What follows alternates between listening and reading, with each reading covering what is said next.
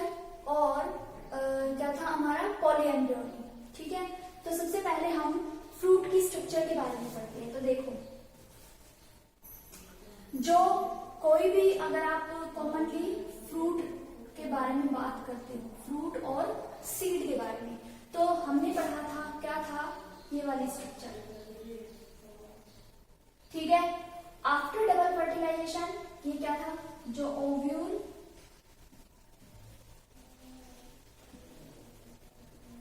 ये ओव्यूल था। अब यहाँ पर क्या था, ये एम्ब्रियो सैक था। तो जो ये ओव्यूल होगा, ये ओवरी की जो वॉल होगी, ये फ्रूट वॉल बन जाएगी। ठीक है, ओवरी की जो वॉल होगी, ripened ovary is known as fruit, ripened ovule is known as seed, and this embryo sac contains the embryo. ठीक है, तो फ्रूट है, फ्रूट के अंदर सीड है और सीड के अंदर एम्ब्रियो होगा। ठीक है, जब भी हम जनरली फ्रूट के बारे में बात करते हैं तो फ्रूट जो होते हैं वो दो टाइप के होते हैं।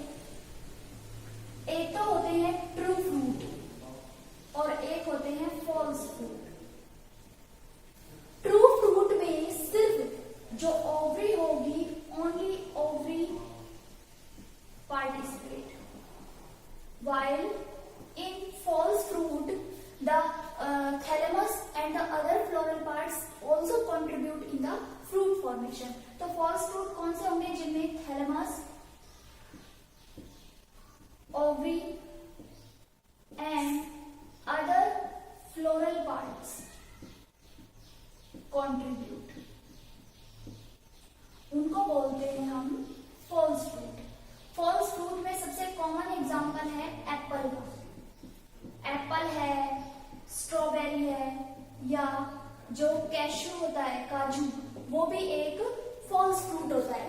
जबकि ऑल अदर जैसे आप बात करते हो किसकी, मैंगो है या ग्रेप्स है, ऑरेंज है, ये सब ट्रू फ्रूट होंगे। ठीक है, ट्रू फ्रूट में सिर्फ ओवरी पार्टिसिपेट करेगी, जबकि फॉल्स फ्रूट में थैलेमस और दूसरे फ्लोरल पार्ट्स भी पार्टिसिपेट करेंगे अलोंग विद ओवरी। ठीक है, जब भी आप फ्रूट की बात करते हैं तो फ्रूट के अंदर जो सबसे बाहर वाला पार्ट होता है, जैसे हम बात करते हैं किसी पर्टिकुलर मैंगो की बात करते हैं हम, ये है हमारे पास मैंगो। ठीक है, तो जो मैंगो का बाहर वाला पार्ट होगा, ठीक है, बाहर वाला जो पार्ट होगा उसको बोलते हैं एक्सोकार्प। यहां पर इसके होगी क्या, सीड होगा, जिसको आप गुठली बोलते हो। इसके बाद जो अंदर वाला होगा वो होगा एंडोकार्प, और जो बीच वाला पार्ट होगा मीजोकार्प, जिसको हम खाते हैं। मीजोकार्प जो होगा वो एडिबल होगा। फ्रूट्स के अंदर जो मैंगो का फ्रूट है पर्टिकुलरली, उसके अंदर मीजोकार्प जो होगा वो एडिबल होगा। ठीक है, जब भी आप सीड की बात करोगे तो जो सीड होगा, सीड के अंदर जो सब बाहर वाली लेयर होगी उसको बोलते हैं टेस्टा, और जो अंदर वाली लेयर होगी इसको बोलते हैं क्या, टैगमेन। अब इसके अंदर होगा यहाँ पर एम्ब्रियो। ठीक है, तो जो फ्रूट होता है कॉमनली उसमें जो बाहर वाली होती है पेरिकार्प या एक्सोकार्प जिसको बोलते हैं, वो ओवरी की वॉल से बनी होगी। ठीक है, जबकि जो एडिबल पार्ट होगा वो मीजोकार्प होगा, और जो सीड के बिल्कुल पास में होगा वो एंडोकार्प होगा। ठीक है, अगर आप सीड की बात करते हो तो सीड के अंदर जो आउटर हार्ड कवरिंग होती है उसको बोलते हैं टेक्स्टा। इनर सॉफ्ट जो लेयर होगी that is known as tegmen, and the embryo is protected in the cotyledons. जैसे हमने इसका मटर देखी है, तो मटर के दो इक्वल हाफ हो जाते हैं, उसमें जो एक छोटा सा हमें ग्रीन कलर का दिखता है वो उसका एम्ब्रियो होता है। ठीक है, इसके बाद एक टर्म आती है यहाँ पर पार्थिनोकार्पी। पार्थिनोकार्पी का मतलब होता है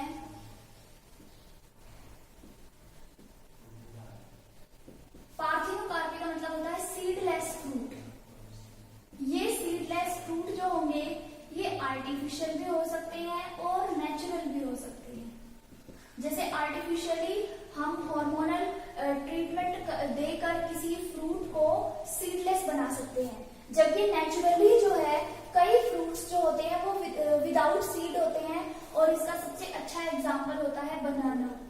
बनाना is a parthenocarpic fruit that does not contain any seed, while artificial के अंदर जो आंवला होता है, आंवला, वाटरमेलन, इनको आर्टिफिशियली सीडलेस बनाया जाता है, क्योंकि कोई भी जो फ्रूट होता है उसके सीड्स रिमूव करने का मतलब होता है उसको इकोनॉमिकली इंपॉर्टेंट कराना। आंवला जो होता है उसका जूस जो होगा वो जूस कंटेंट बढ़ जाएगा अगर उसके अंदर सीड नहीं होगा तो, ठीक है। तो इनकी इकोनॉमिक इंपॉर्टेंस होती है, इसलिए पार्थिनोकार्पी जो होगी वो आर्टिफिशियली इंड्यूस करवाई जाएगी। नेक्स्ट है, अब यहाँ पर हम कुछ टर्म्स के बारे में बात करेंगे, उसके बाद में एपोमिक्सिस और पॉलीएम्ब्रियोनी बताऊंगी। तो ट्रू फ्रूट और फॉल्स फ्रूट बता दिया। इसके बाद है एपिकोटाइल, एपिकोटाइल और हाइपोकोटाइल। तो एपिकोटाइल क्या होता है?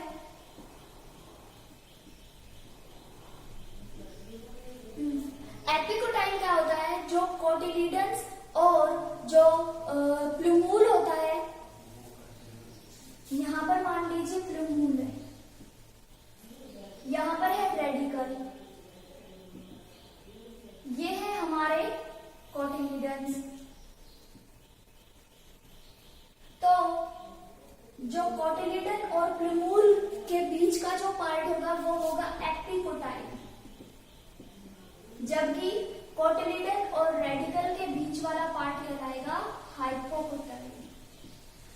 एपिकोटाइल जो होगा वो जो शूट वाला जो पार्ट होगा, शूट रीजन जो होगा उसको प्रोटेक्ट करके रखेगा, मतलब प्लूमूल के अंदर की तरफ होगा, जबकि रेडिकल जो होगा वो बिल्कुल हाइपोकोटाइल जो होगा वो रेडिकल के बिल्कुल पास में होगा, मतलब जो रूट होगी, रूट अपेक्स या रूट कैप जो होगी उसको प्रोटेक्शन प्रोवाइड करेगा इन डाइकोट प्लांट्स, ठीक है, ये डाइकोट के अंदर होंगे। जबकि अगर आप कोलियोप्टाइल और कोलियोराइजा की बात करते हैं तो वो मोनोकोट्स के अंदर होगा, जैसे हमारा व्हीट होता है या मेज होती है या कुछ ग्रासेस जो होती हैं उनके अंदर कोलियोप्टाइल और कोलियोराइजा देखने को मिलता है। तो हम बता देते हैं एक बार कोलियोप्टाइल और कोलियोराइजा। कोलियोप्टाइल क्या होता है? कोलियोप्टाइल जो होगा वो प्लूमूल, मतलब जो शूट अपेक्स है, प्लूमूल और शूट अपेक्स को प्रोटेक्शन प्रोवाइड करेगा, जबकि कोलियोराइजा जो होगा वो रेडिकल, जहां से रूट निकलेगी, एंड रूट कैप, इन दोनों को प्रोटेक्शन प्रोवाइड करने का काम करेगा इन मोनोकोट्स, ठीक है। डाइकोट में एपिकोटाइल और हाइपोकोटाइल होंगे स्पेसिफिकली, जबकि मोनोकोट्स के अंदर कोलियोप्टाइल और कोलियोराइजा होंगे, ठीक है। उसके बाद हम बात करते हैं कुछ जो फ्रूट्स होते हैं, जब भी एम्ब्रियो का डेवलपमेंट हो रहा है तो वो कंप्लीटली एंडोस्पर्म को कंज्यूम कर जाएंगे, जबकि कुछ ऐसे होंगे जिनके अंदर एंडोस्पर्म बचा रहेगा। तो उसके बेसिस पर दो टाइप्स के फ्रूट्स होते हैं, एल्ब्यूमिनस और एक्स एल्ब्यूमिनस। एल्ब्यूमिनस को ही एंडोस्पर्मिक सीड बोलते हैं, या जो एक्स एल्ब्यूमिनस होते हैं उनको नॉन एंडोस्पर्मिक सीड बोलते हैं। अब देखिए, जो एल्ब्यूमिनस होगा या एंडोस्पर्मिक जो सीड होगा उसके अंदर रिमेनिंग एंडोस्पर्म बचा रहेगा, मतलब एम्ब्रियो पूरी तरह से डेवलप कर जाएगा, एंडोस्पर्म उसको नरिशमेंट दे देगा, लेकिन फिर भी वहां पर एंडोस्पर्म बचा रहेगा, रिमेनिंग एंडोस्पर्म। और इसका सबसे अच्छा एग्जाम्पल होता है कैस्टर। जो कैस्टर होती है उसके अंदर कैस्टर है, मेज है या व्हीट है, उनके अंदर एंडोस्पर्म जो होता है वो एडिबल होता है, खाने लायक होता है।